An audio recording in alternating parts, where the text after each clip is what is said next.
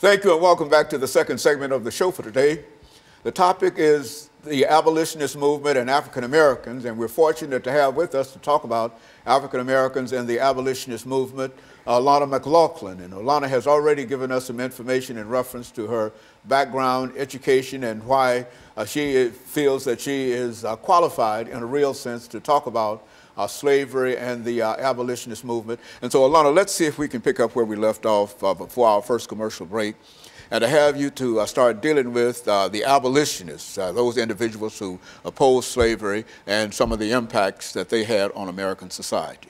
So if you're just tuning in the first subject, I really said that for every terrible event in history, there's always someone who either shares their story and their experiences to give us an inside knowledge, or there's someone who fights against it. Like, for instance, during the Holocaust, Anne Frank kept her diary, and her father, Otto Frank, decided to publish it after her death to show people what the Holocaust did to them and how the Holocaust really was. And during slavery, we had abolitionists. We had people such as William L. Garrison, which is one of the few Caucasian people who decided to rise against slavery. And basically, he just decided to say, hey, you know what? I'm going to fight against this to my death, and I do not care what y'all threaten to do to me.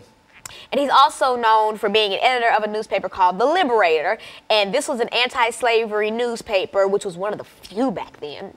And he, in a real sense, he decided to fight for those who didn't have a voice. He was the voice of the people, and he dedicated his life and his safety to showing the world that this is not right and that this is something that we should end. And another big person who was an abolitionist was David Walker. David Walker is known for writing and appealing for articles. And if you're not familiar with it, I'll give you my favorite quote from it, which basically says, "It is no more harm to kill a man who is trying to kill you than it is to take a drink of water when thirsty." And basically, to break that down for you, it's saying that it is not bad to kill someone who's trying to kill you. It's like, you know, kill or be killed. And that's basically all that an appealing for articles mainly talked about. It was revolt against slavery, you know, kill or be killed, give your life for this, because, you know, they're going to kill you, so you might as well kill them first.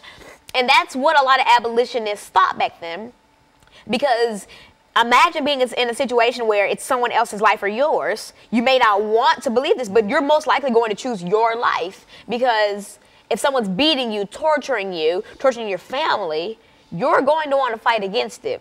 And that's what a lot of slaves did. You know, John Brown's revolt in West Virginia. And I was very fortunate to be able to visit Harper's Ferry last year and be able to see where the revolt took place. And, you know, so many people gave their life for this. And John Brown gave his life for John Brown's revolt. And all these things were wake-up calls to so many people, like, is what I'm doing right? You know, would I enjoy someone doing this to me? Mm-hmm.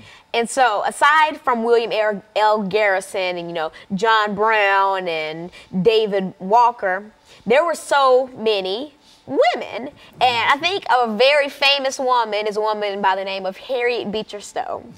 If you're unfamiliar with Miss Stowe, she was the author of Uncle Tom's Cabin, which was another one of those, you know, books, pamphlets, articles that basically just slammed slavery, condemned it, said it was a sin and so many things. And it was outstanding, and it was really heartwarming to see that so many people woke up and smelled the roses, and they finally believed that this was wrong. And so, you know, us African Americans and all the other races that were enslaved, we are forever grateful to those Harriet Beecher Stowes and to those William L. Garrisons of the world, because without them, we would have still been enslaved, or our story wouldn't have gotten out as widespread as it did. Harriet Beecher Stowe's Uncle Tom's Cabin sold over 300,000 copies in its first year. And that is a lot. Like, modern day, that's a lot of copies of that. So just imagine 3,000 people, you know, I'm going to say about a good chunk of them are saying, wow, this woman's so stupid. And then there's always that percentage of them that are praising her and saying thank you and crying and just on their knees thanking her because you give insight to the horrors that we go through. And you are risking your life for people, most of them you don't even know, just for strangers, but you feel their pain in a way, and you know that what people are doing to them is wrong. And so we are always thankful for those types of people, because without them, we don't even want to think what would be going on. Just think about, for instance, Anne Frank and the Holocaust, and a bunch of other powerful Holocaust writers. Without them, would we really have an eye-to-eye view of what the Holocaust was really like? Because there weren't that many recordings, and there were pictures, you know, and you can see that in the Holocaust Museum in D.C. Beautiful, well, not beautiful, but powerful museum. And it's crazy to sit and think about all of this, and we cannot forget the people who delivered us from